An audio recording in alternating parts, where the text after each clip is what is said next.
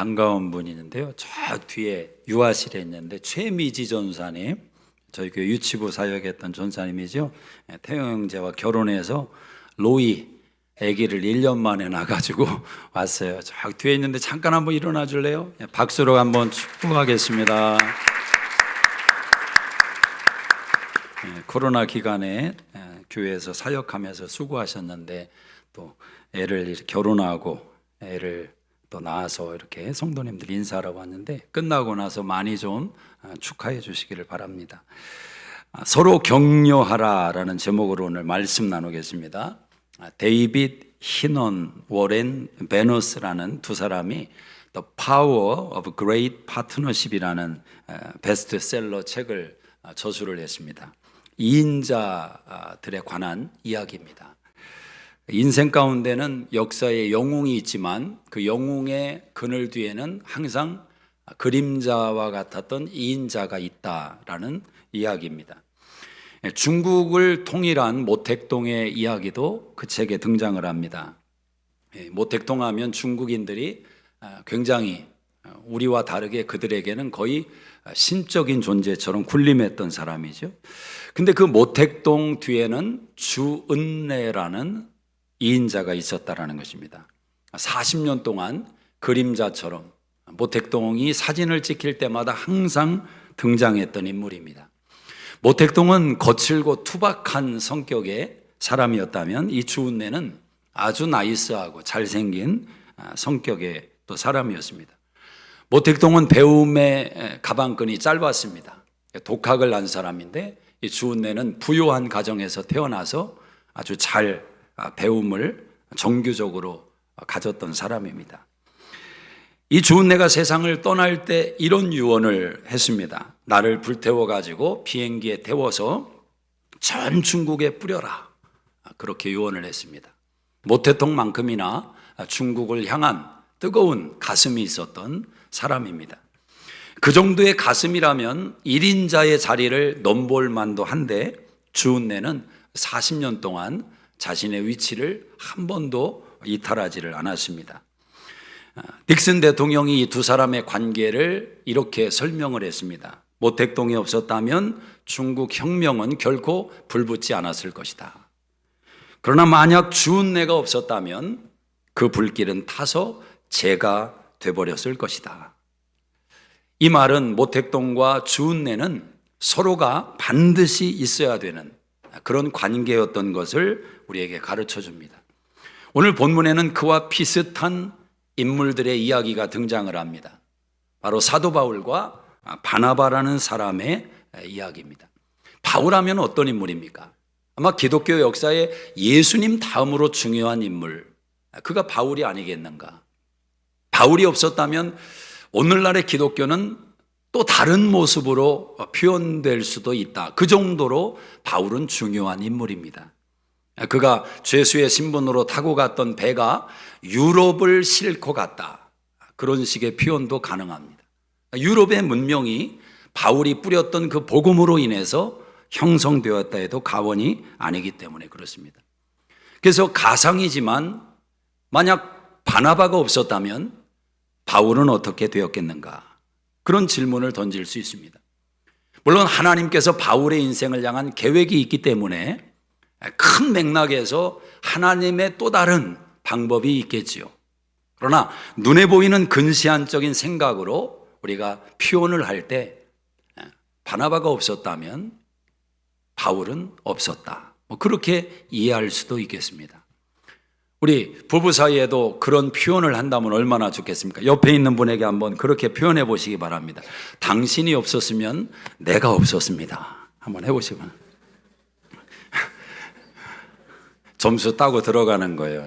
말 한마디로 당신이 없었으면 내가 없다. 항상 우리의 관계 속에서 그 정도의 표현을 주고받을 수 있는 관계, 얼마나 소중한 관계입니까? 자, 이 둘의 이야기는 거슬러 바울이 사울이던 때로 올라갑니다. 사울은 예수 믿는 자를 박해하는 중심에 서 있던 인물이었습니다. 유대교를 향한 열심도 열정도 그 모든 것을 쏟아부어서 예수 믿는 자를 박해하는데 집중하게 만들었습니다. 가슴이 뜨거운 사람이었습니다. 행동대장이었습니다. 그런데 이 사울이 어느 날 예수를 만나버린 겁니다.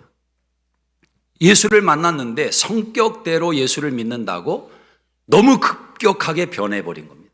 어느 정도로 변했느냐? 20절을 한번 읽어보겠습니다. 사도행전 9장 20절 시작. 즉시로 각 회당에서 예수가 하나님의 아들이심을 전파하니. 예수를 믿고 나자마자 사울은 기다림의 시간이 필요 없었습니다. 준비 시간도 필요 없습니다. 즉시로 복음을 들고 예수를 증거하는 인생이 되었습니다. 워낙 강력해서인지 이 사울이 복음을 증거할 때 다메섹 지역에 동요가 일어나는 것입니다. 사람들이 막 웅성대기를 시작합니다. 이 한 사람의 변화가, 한 사람의 움직임이 너무 큰 변화를 만들어낸 것입니다. 자, 그때 유대인 공동체에서 어떤 결정을 내렸느냐? 사울을 죽여야 되겠다. 저 사울을 가만두면 안 되겠다. 그런 결정을 내립니다. 23절을 한번 읽어보겠습니다. 시작. 여러 날이 지나면 유대인들이 사울을 죽이기를 공모하더니. 왜냐하면 22절에 보시면 사울은 힘을 더 얻어 예수 그리스도를 증언하며 다메섹에 사는 유대인들을 당혹하게 하니라. 어제까지만 해도 우리 편이었는데 갑자기 돌변해서 우리가 그렇게도 듣기 싫어하는 예수, 그 예수의 이름을 입에 거품을 물고 내뱉고 있는 이 사울 앞에서 유대인 공동체는 충격을 받은 것입니다. 이걸 어떻게 할 것인가? 저를 죽여야 되겠다. 여러분, 예수의 사람이 되면 죽음을 경험하게 됩니다. 사울처럼 물리적인 죽음의 위협을 받기도 하지만 모든 예수 믿는 사람들은 죽음을 경험해 가는 것입니다. 어떤 죽음입니까? 나에 대한 죽음, 내 자아에 대한 죽음, 자존심에 대한 죽음, 나를 향하여 죽고 하나님을 향하여 사는 것이 예수를 믿는 것입니다. 그래서 예수를 잘 믿어 간다는 것은 매일 이 싸움에서 승리하는 것입니다. 내가 죽는 거예요. 내 자존심이 죽고 교만이 죽고, 사도 바울의 고백처럼 고린도전서 15장 31절에 나는 날마다 죽노라. 1년 전에 죽은 게 의미 없어요. 오늘 죽어야 됩니다. 오늘 죽어야 돼요. 그래서 예수를 진짜 잘 믿으면 왜 주변 사람들에게 선한 영향력을 미치고 그들을 예수께로 인도할 수 있느냐? 사람이 완전히 바뀌거든요. 전에 같으면 내가 이런 말 하면 난리 날 마누라인데 갑자기 이런 말을 하는데도 미소를 짓고 나를 쳐다본다. 깜짝 놀라는 거죠. 관계성 속에서. 그런 일이 얼마나 많겠습니까? 사회생활도 마찬가지고. 내가 죽었어요. 죽어가고 있어요. 그때 예수의 능력이 나타나는 것입니다. 옛사람에 대하여 죽고 새 사람으로 거듭나는 것입니다.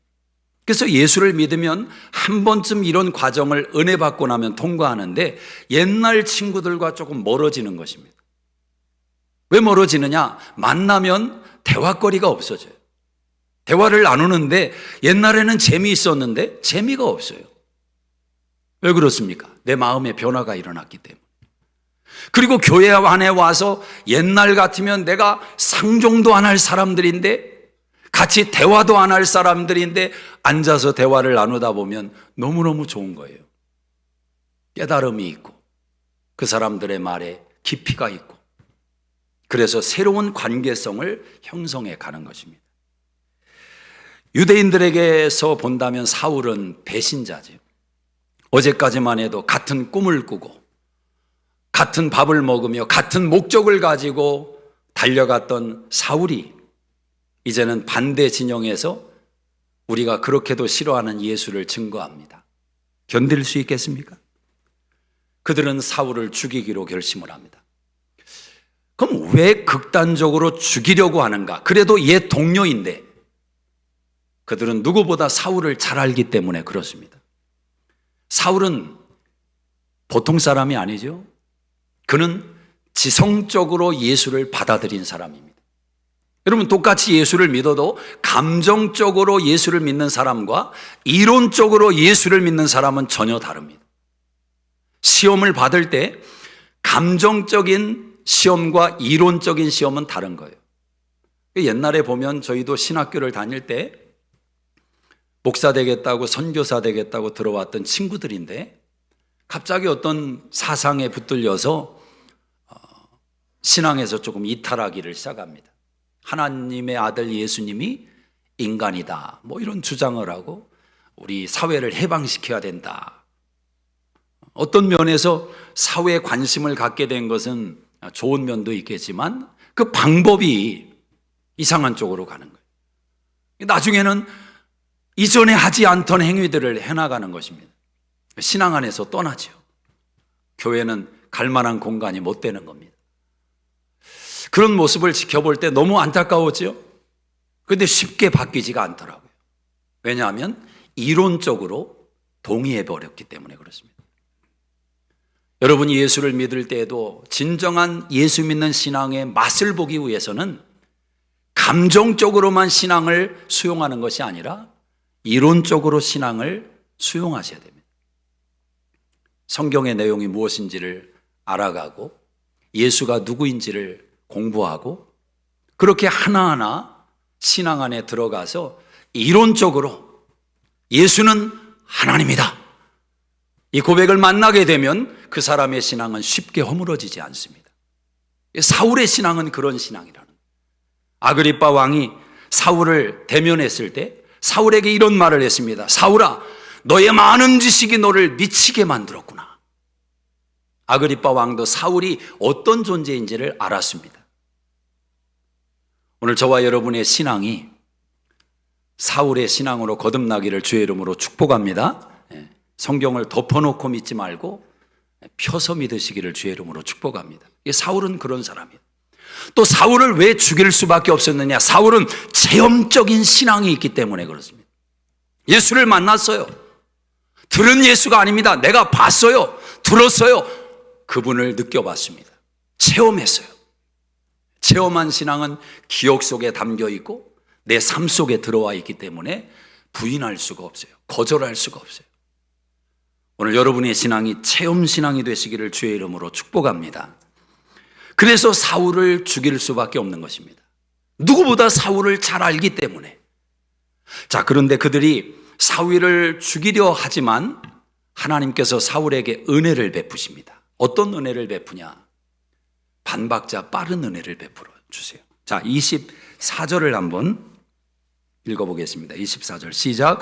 그 계교가 사울에게 알려지니라. 그들이 그를 죽이려고 밤낮으로 성문까지 지키거늘 그의 제자들이 밤에 사울을 광주리에 담아 성벽에서 달아내리니라. 그 계교가 사울을 죽이려는 그 음모가 사울에게 알려지니라. 알려지니라. 수동태예요. 하나님께서 알려주신단 말입니다. 여러분, 신앙은 수동태로 시작하는 것 아닙니까? 내가 예수를 믿고 내 발로 교회에 온 것 같지만 하나님이 먼저 나를 찾아오셨어요. 하나님이 먼저 나를 붙잡아 주셨어요. 그것을 우리는 은혜라고 표현을 하는 것입니다. 하나님으로부터 시작된 것입니다. 이것은 처음부터 마지막까지 그 은혜는 완성되는 은혜입니다. 그래서 시작도 하나님, 마지막도 하나님이에요. 이게 신앙입니다. 그러나 여러분, 이 신앙 속에 들어와 있는 우리에게 하나님은 수동태로 살지 말고 능동태로 살라고 요구하십니다. 열심을 내라는 거예요. 열심을 품고 주를 섬겨라. 게으르지 마라. 하나님의 나라에 상급이 있음을 믿고 나의 달려갈 길을 달려가기 위해서 힘을 내라는 것입니다. 열심을 내라는 거예요. 하나님의 말씀을 주목하고 읽고 기도하고 금식하고 열심을 다해서 나를 섬기라. 능동태로 섬기라. 오늘 사도 바울의 인생이 꼭 그렇습니다. 수동태로 불림받았지만 그는 누구보다도 능동적인 삶으로 인생을 살았습니다. 나를 붙잡으신 하나님의 손길을 알지만 내가 잡힌 줄로 여기지 않고 앞에 있는 푯대를 향하여 잡은 줄로 여기지 않고 잡기 위해서 달려간다고 고백을 합니다. 이 열심이 오늘 우리에게 필요한 신앙인 줄로 믿습니다. 하나님 앞에 섰을 때 가장 후회할 것이 무엇이겠습니까? 내가 이 땅에서 조금 더 이름을 알리고 조금 더 재산을 많이 부풀려서 땅을 넓게 소유하고 내 이름과 내 명예가 사람들의 입에 오르내리는, 신문에 오르내리는 그런 인생을 살지 못한 것 후회할까요? 전혀 그렇지 않습니다. 아마 그날에 우리가 후회할 것이 있다면 그때 내가 왜 주를 향하여 더 열심 내지 못했는가? 그게 아마 후회와 미련으로 남을 것입니다. 사랑하는 여러분, 능동태로 사십시다. 자, 하나님은 그럼에도 불구하고 우리 인생 가운데 여전히 은혜를 베풀어 주신단 말입니다. 고린도전서 10장 13절에 보면 하나님은 피할 길을 내시는 분입니다. 감당치 못할 시험당함을 허락지 않는 분이에요. 그 하나님을 믿으십니까? 네. 그 하나님을 믿고 우리가 인생을 살아가면 어떤 은혜가 있겠어요? 어떤 문제를 만날 때 이런 믿음이 생기겠죠. 아, 하나님께서 내가 감당할 수 있기 때문에 주신 시험이다. 하나님께 은혜를 구하겠죠. 힘을 구하겠죠. 감당치 못할 시험당함을 허락지 않으니까. 하나님이 피할 길을 내신다는 이 말씀을 믿는다면 하나님께 기도하지 않겠어요? 하나님, 길을 열어주십시오. 지금 원수가 달려드는데 하나님, 피할 길을 주십시오. 기도하겠지요.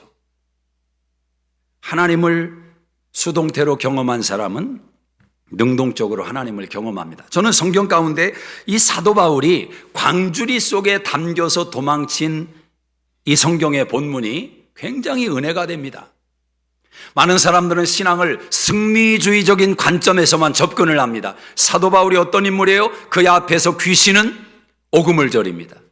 예수의 이름을 부르면 병도 떠나가고 귀신도 떠나가고 역사가 일어나요. 사도 바울이 발을 담그면 그 도성 안의 사람들이 예수님을 믿는 그리스도인으로 거듭납니다. 이게 사도 바울이에요. 그런데 그 바울이 가장 부끄러운 모습으로 광주리 속에 들어가서 목숨 하나 건져보겠다고 도망치고 있는 이 모습이 등장을 합니다.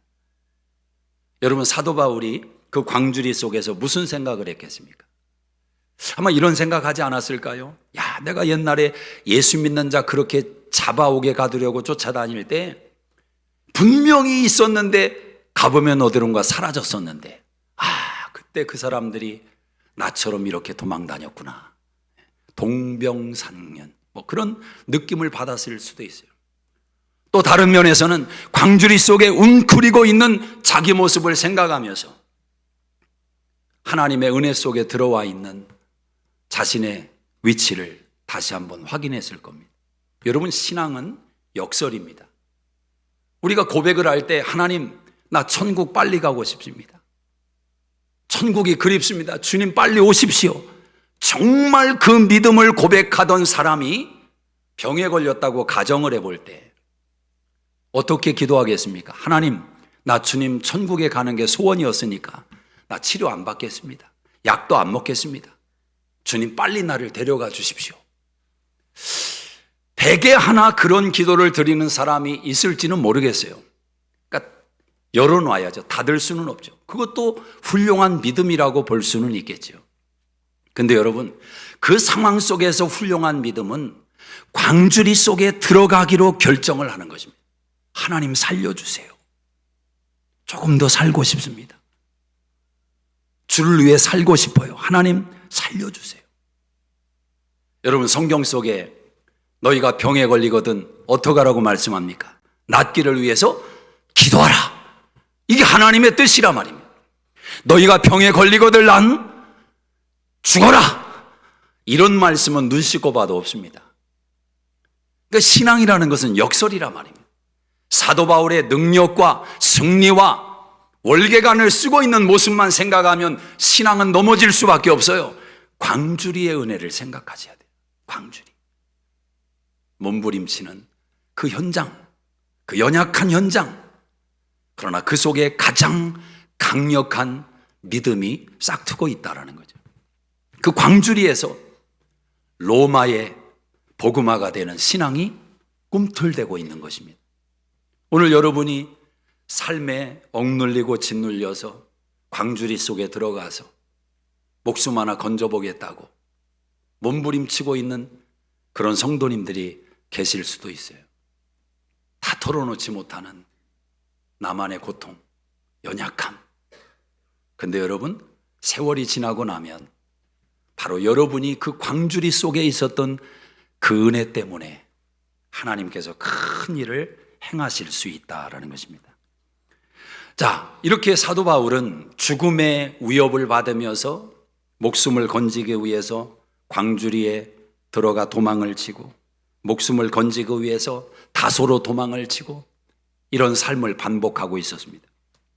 근데 사도 바울에게 정말 힘든 문제는 이런 외적인 환경이 아니라 또 다른 데 있었습니다.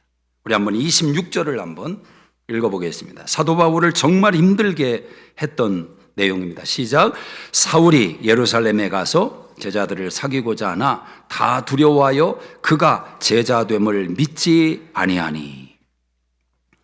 외부의 위협이 사도 바울의 마음을 아프게 하는 것이 아니라 내부에서 거절당함이 사도 바울을 힘들게 하는 것입니다. 믿어주질 않아요. 사람들이 의심의 눈초리로 바라봅니다. 저거 옛날에 우리를 감옥에 가두고 내 형제와 자매와 내 부모를 옥에 가두었던 사울인데 저 사울이 변했겠어? 흑심을 품고 또 다른 계획을 가지고 지금 우리에게 공략하고 있는 것 아닌가? 의심의 눈초리로 사울을 보는 것입니다. 이 거절감, 거부당함. 여러분, 사람이 살아가면서 많은 힘든 요소가 있지만 가장 힘든 게 뭘까요? 밖에 나가서 사업을 하고 직장 생활을 하면서 부딪히고 사람들과 갈등을 겪고 스트레스를 받고 이것도 힘들지요. 그러나 더 힘든 것은 집에 돌아왔는데 그렇게 사랑하며 내가 힘쓰며 애쓰며 살아가는 목적인 가족으로부터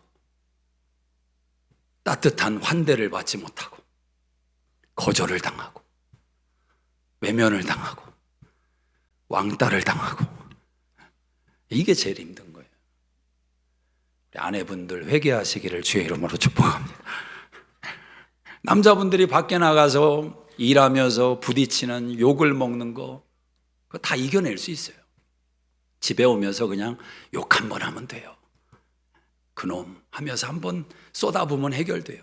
그런데 집에 왔는데 따뜻함이 없어요. 환대가 없어요. 애들은 나와보지도 않아요. 홀로 외로운 섬 안에 들어가 있는, 이게 힘든 거예요. 여자분들도 마찬가지죠. 외로움. 같이 살아가는데 남인 것 같아요. 나를 이해를 못해요. 그래서 우리는 가장 가까운 사람들로부터 가장 힘든 이 거부감을 경험하며 살아가는 겁니다. 신앙의 공동체는 그렇지 않습니까? 여러분, 수종교회 안에서 신앙생활하면서 교제는 저 건너편의 다른 교회 성도와 교제를 나눈다. 그러면서 그걸 자연스럽게 또 이야기를 나눠요. 저는 누구와 만나면 신앙의 대화가 너무 잘 되고 너무 행복하고, 누구를 위해서 종을 올리고 있는 것입니까? 참 이상한 신앙인들이 많은 거예요. 잘못하고 있는 겁니다. 잘못하고 있는 거예요. 자, 이런 사울의 고민과 아픔 속에 하나님은 돕는 자를 붙여주십니다. 그가 누구입니까? 바나바. 우리 27절을 한번 읽어보겠습니다. 27절 시작. 바나바가 데리고 사도들에게 가서 그가 길에서 어떻게 주를 보았는지와 주께서 그에게 말씀하신 일과 다메섹에서 그가 어떻게 예수의 이름으로 담대히 말하였는지를 전하니라. 이 바나바라는 사람, 격려의 사람이라는 뜻이 있어요. 이 사람이 나타나서 사울을 변호하기를 시작하는 겁니다. 사울이 예수를 만났습니다. 사울에게 예수님이 사명을 주셨습니다. 그가 예수를 증거하는 것을 제가 들었습니다. 보았습니다. 사울은 변화되었습니다. 사울을 변호하기를 시작해요. 여러분, 사람들이 이 바나바의 변호를 듣고 어떤 반응을 보였느냐? 자, 성경 30절을 한번 보세요. 30절 28절입니다. 시작. 사울이 제자들과 함께 있어 예루살렘에 출입하며. 비로소 사도들이 사울을 자기들의 품으로 맞아주는 겁니다. 형제로 불러주는 겁니다. 하나가 되는 거예요. 누구 때문에? 바나바 때문에. 여러분, 바나바가 보통 신앙인이었다면 가능했을까요? 공동체 안에서 인정받지 못해요. 공동체의 사람들에게 믿음과 신앙의 인격의 존중함을 받지 못하는 바나바가 사울을 갑자기 변호하고 나서는 거예요. 여러분, 사울은 변화됐습니다. 사울은 예수 만났습니다. 그럼 주변 사람들이 그러겠죠. 다 끼리끼리 노는 거지. 어디서 또 이상한 거 데리고 왔구나. 바나바를 통해서 사울을 보기 때문에 바나바가 어떠함이 사울을 바라보는 시선을 결정해버린단 말입니다. 근데 바나바는 어떤 사람입니까? 사도행전 11장 24절에 보면 그는 착한 사람이요, 믿음과 성령이 충만한 자라. 그런 바나바를 통해서 사울을 보니까 사울에 대해서는 아직 의심이 있고 믿음이 가지 않고 신뢰가 가지 않지만 바나바가 인정하는 사울이라면 저 사람이 진짜 변하지 않았겠는가? 여러분, 이게 중요한 거예요. 하나님께서 저와 여러분을 바라보실 때 우리를 직접 보지 않습니다. 우리를 직접 봐서 선한 게 나오겠어요? 하나님이 우리를 직접 보신다면 우리는 이미 지옥 백성이 되었고 멸망받을 수밖에 없습니다. 은혜가 무엇입니까? 하나님이 우리를 바라보실 때 나를 직접 보는 것이 아니라 예수님을 통과해서 나를 보겠다는 것입니다. 그래서 하나님은 홍장표라는 사람을 볼 때 홍장표를 직접 보면 저는 당장 죽어야 돼요. 근데 예수님을 통해서 저를 보니까 하나님이 보실 때 홍장표는 보배롭고 존귀한 자가 되는 겁니다. 오늘 바나바라는 인물이 그의 신앙이 사울을 예루살렘 공동체 속에 뿌리 내리게 하는 것입니다. 이런 면에서 바나바는 그냥 바나바가 아니에요. 바나바 이름만 가지고 있다고 바나바가 될 수 없는 거예요. 착한 사람이요, 믿음과 성령이 충만하더라. 어찌 보면 사울 자신도 자기를 용납하지 못했을 수도 있어요. 예수를 만났지만 내가 알잖아요, 내 과거를. 내가 어떤 일을 행했는지. 못된 짓을 너무 많이 했잖아요. 근데 사람들 앞에 내가 변했다고 어떻게 자신 있게 외칠 수 있겠어요? 바나바시, 저 사람들 이해합니다. 내가 얼마나 못된 짓을 많이 했는지 제가 압니다. 그런데 그런 사울에게 바나바는 이렇게 말하는 겁니다. 아닙니다. 당신은 예수님을 만난 거예요. 내가 예수를 만난 것처럼 당신도 그 예수님을 만났습니다. 예수님이 당신의 모든 죄를 용서해 주신 거예요. 하나님은 당신을 향한 계획이 있습니다. 저는 당신의 열정을 압니다. 당신의 능력을 압니다. 하나님 나라의 위대한 인물이 될 것입니다. 힘을 내세요. 여러분, 이게 바나바의 손길이 아니겠습니까? 오늘 여러분의 인생에 바나바가 있습니까? 혈육을 벗어나서 바나바를 가지고 있다는 것은 큰 축복입니다. 부모는 본능적으로 자녀를 향한 바나바가 될 수 있어요. 자녀가 잘 되기를 원하니까. 그러나 혈육을 벗어나서 바나바를 갖는다는 것은 쉽지 않아요. 저에게 바나바는 대학교 때 만났던 김은용 교수님이라는 분입니다.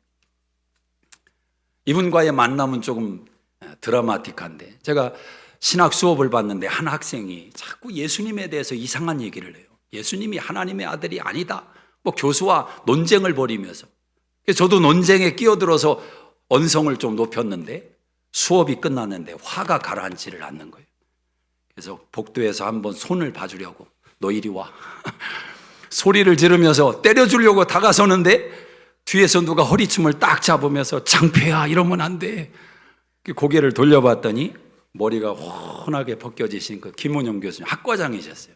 연세가 좀 있으신 나이였죠. 그분이 저를 제재를 하신 거예요. 그분 사무실로 불려갔습니다. 저는 혼날 줄로 알았어요. 근데 그분이 그러시는 거예요.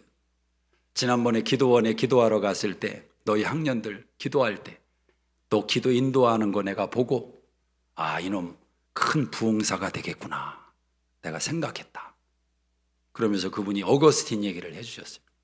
머리는 냉철하고 가슴은 뜨거운 하나님의 종이 돼야 된다. 혼나지 않았어요. 그분과의 만남이 그렇게 있고 대학을 마친 후에 대학원에 들어갔는데 다른 교단 신학인데 어느 날 이분이 강의를 하나 맡으셔서 커리큘럼에 들어와 있는 것을 알게 됐어요. 교수님이 오셨죠. 이제 제자이기 때문에 학생들이 수업 마치면 교수님과 대화 좀 나누고 싶어하는 학생들이 많았어요. 제가 점심 어레인지를 하는 역할을 하게 되었습니다. 그러니까 교수님과 시간을 많이 보내게 됐죠. 근데 어느 날 갑자기 저에게 그러시는 거예요. 장표야, 우리 집으로 좀 와. 집으로 갔더니 그분이 미국에 60년대 유학을 오셔서 공부를 하신 게 있는데 한국의 장로교 신학교에 와가지고 한 번도 풀어놓지 못했던 프로세스 디알러지라는 좀 진보적인 사실 신학이에요. 그 철학책을 저하고 공부를 하자고 하시는 프로세스 앤 리얼리티라는 화이트헤드의 책입니다. 영어가 제가 너무 짧은데 천천히 그분이 한 절씩 한 절씩 가이드를 하면서 공부를 했어요. 일주일에 두세 번씩. 신혼 때에도 어김없이 갔습니다. 방학이 되면 기도원에 들어가서 서로 책상을 펴놓고 하루 종일 공부를 하고 그렇게 4, 5년 그분과 추억을 만들었습니다. 그래서 유학 갈 마음도 사실은 먹은 건지 몰라요. 저는 그냥 부리면 다 되는 줄로 생각했던 사람이에요. 기도하면 다 끝이지. 근데 하나님께서 제 머리를 좀 깨우쳐 주시려고 그분과의 만남을 허락하신 것 같습니다. 그분은 지금도 저를 향한 기대가 많아요. 지난번 한국에 갔을 때도 같이 식사를 하는데 어린아이처럼 물어보시는 거예요. 막 기뻐해 주시고 기대감을 표현해 주시는 거예요. 90이 넘으셨는데 지금도 당신이 뭐 준비하는 게 있대요. 젊은이들을 위해서 내가 유스 학생들을 위해서 정서적인 변화를 위해서 준비하는 게 있는데 이러이러한 것을 준비한다고. 그 대화가 길어지는데 얼마나 익사이링했는지. 저는 행복한 사람입니다. 저를 기대하는 사람이 있어요. 사랑하는 여러분, 바나바는 그런 것입니다. 바나바는 성도 사이에서 화해의 불쏘시개를 감당하는 역할을 합니다. 참 중간자 역할을 한다는 게 때로는 어려울 수가 있어요. 왜냐하면 양쪽을 다 잃을 수가 있어요. 누가 바나바 역할을 잘하는가 보면은 욕심이 없어야 돼요. 동기가 깨끗해야 돼요. 그런 사람이 바나바 역할을 잘합니다. 대개 교회에서 새가족들이 왔을 때 그 새가족들이 잘 정착하도록 도와주는 사역을 바나바 사역이라고 그러죠. 바나바. 연락해주고 관심 가져주고 교회 오면 먼저 다가서서 자기를 소개해주고 어색하잖아요, 많이. 저는 우리 교회 모든 성도님들이 바나바가 되시기를 주의 이름으로 축복합니다. 우리 모두가 바나바가 되라는 거예요. 이 바나바의 결정적인 역할은 또 하나의 역할이 있습니다. 사울이 다소에 숨겨져 있을 때 이 바나바는 안디옥 교회에 가서 큰 부흥을 경험합니다. 안디옥에서 그리스도인이라 칭하는 사람들이 나타나는 것입니다. 그때 이 바나바가 어떤 일을 하느냐? 다소에 가서 숨어있는 사울을 불러와서 안디옥 교회에서 함께 사역을 합니다. 그리고 안디옥 교회는 더 크게 힘있게 일어서기를 시작합니다. 그리고 그 뒤부터 어떤 일이 벌어지느냐? 사울과 바나바, 이름의 순서가 바뀌었어요. 바나바와 사울이었는데 사울과 바나바 순서가 바뀌어가기를 시작합니다. 그리고 공동체는 하나님 앞에 힘있게 세워져 갑니다. 여러분, 공동체를 세워가는데 가장 걸림돌이 뭘까요? 고린도전서 3장 1절 3절에 보면 시기와 질투가 가장 공동체를 해하는 요소라고 성경은 설명을 합니다. 어린아이 신앙, 아주 간교한 사단의 침략이 우리의 마음을 괴롭히는 겁니다. 바나바에게 어떤 사람들이 다가서서 시험을 거는 거죠. 바나바 씨, 이건 아니지 않습니까? 아니, 사울이 언제부터 우리 공동체 안에 들어왔다고 지금 사울이 당신 이름보다 더 위에 있습니다. 이럴 수는 없습니다. 바나바를 부추기는 겁니다. 여러분, 사단은 아주 간교합니다. 여러분의 마음에 누군가를 향한 불편한 마음을 갖게 합니다. 꺼리끼는 마음을 갖게 합니다. 그래서 공동체가 자꾸 힘들게 만드는 이 사단의 간교한 시험이 우리 인생 가운데 부어질 수 있다는 거죠. 근데 바나바는 속지 않았습니다. 여러분, 왜 바나바가 그런 시험을 다 이겨낼 수 있었을까? 그는 착한 사람이라는 겁니다. 교회 안에는 리더들이 많아요. 우리 목자분들도 리더고 또 교회 리더십에 위치들이 있습니다. 이분들의 품성과 자격 가운데 중요한 게 뭐냐? 이거예요. 착해야 돼, 착해. 착한 사람이어야 돼. 독한 사람이면 안 됩니다. 독한 말을 하면 나뉘게 돼요. 부드러운 말, 착한 말. 근데 여러분, 착한 것만 가지고는 안 돼요. 성령이 충만해야 돼요. 믿음이 있어야 돼요. 왜? 때로는 영적인 일을 분별할 수 있는 안목이 있어야 돼요. 착하기만 하다가 사단에게 잡혀 먹어요. 착해서만 영적인 싸움에서 승리할 수 있는 게 아니에요. 착하고 성령이 충만하고 믿음이 있어야 된다. 우리 옆에 분 한번 축복합시다. 착한 사람 되십시오. 성령 충만한 사람 되십시오. 네? 그렇게 권면하는 거예요. 자꾸 권면하고 세워주고. 여러분 그렇지 않습니까? 사람과 사람 사이의 관계 속에서도 부모가 자녀를 권면하고 격려할 때 자녀가 변하지. 그런 말 할 때, 야, 너를 보면 참 답답하다. 밥이 안 넘어간다. 너 그래가지고 뭐 해 먹고 살래? 우리 어른들 부모 세대 이런 말 많이 했어요. 너 그래가지고 뭐 해 먹고 살래? 걱정하지 마세요. 부모님보다 더 잘 먹고 잘 사니까. 이 말을, 격려 말을 못하는. 당신은 다 좋은데 그거 하나를 바꿔야 돼. 여러분 그 말을 한번 분석해 봅시다. 다 좋대요. 근데 이거 하나 때문에 지금 내가 못마땅하대요. 바꾸겠습니까? 그 말에? 아니 다 좋은 것 중에 하나 약한 거면 그냥 없는 셈 치세요. 그 하나는. 그럼 행복한 거 아닙니까? 격려를 하지 못하고 지적하는 걸 좋아해요. 판단하는 걸 좋아해요. 여러분 사회생활하면서 판단하고 지적하고 불평하고 그런 사람이 가까이에 있으면 지혜롭게 조금 거리를 두세요. 여러분의 에너지를 다 빼앗아갑니다. 믿음을 빼앗아가요. 하나님 뜻대로 살고 싶은데, 믿음으로 살고 싶은데 나도 모르게 에너지가 빼앗겨요. 실제 그런 책이 있더라고요. 당신의 에너지를 빼앗아가는 도둑이 있다. 빼앗기지 마세요. 격려하기에도 부족한 인생인데 아내가 밥을 차려주거들랑 격려만 하세요. 야, 오늘 맛이 어째 뭐가 안 들어간 것 같다. 저는 한 20년 넘게 살지만 제 기억으로는 한 번도 음식에 대해서 그러지 않았던 것 같아요. 제가 처음에 얼마나 힘들었는지 아십니까? 그걸 어떻게 말로 다 표현을 못하는. 근데 격려했던 것 같아요. 주면 주는 대로 감사해. 감사와 격려를 반찬 삼아 먹으면 거기서 변화가 시작되는 겁니다. 이게 참 똑같은 말도 그게 그렇게 어려운 거죠. 우리 한번 옆에 분 한번 격려해 보세요. 격려 한번 해보세요. 당신 때문에 내가 있어. 당신 없으면 나 벌써 저 세상 갔을 거야.